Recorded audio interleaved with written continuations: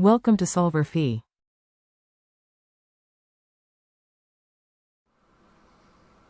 Okay, in this problem we have a person that's walking for 3.1 kilometers in a distance 25 degrees north of east. And so if we have east right here to the right, then north of east is going to be a little bit above it.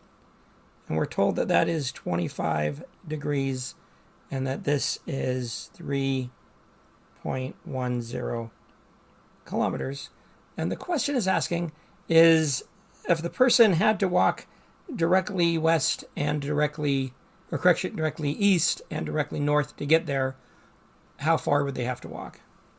And so that is basically just asking what are the components of that vector.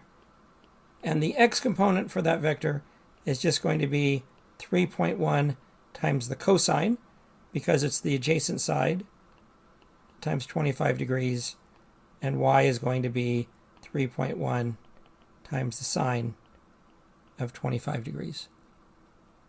And so when you go ahead and plug those in, that x value is going to be 2.81 kilometers, and that y value is going to be 1.31 kilometers. And so the answer is we'll have to walk north,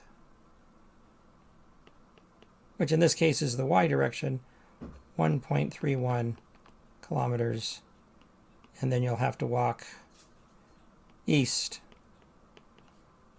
2.81 kilometers. And that's the problem.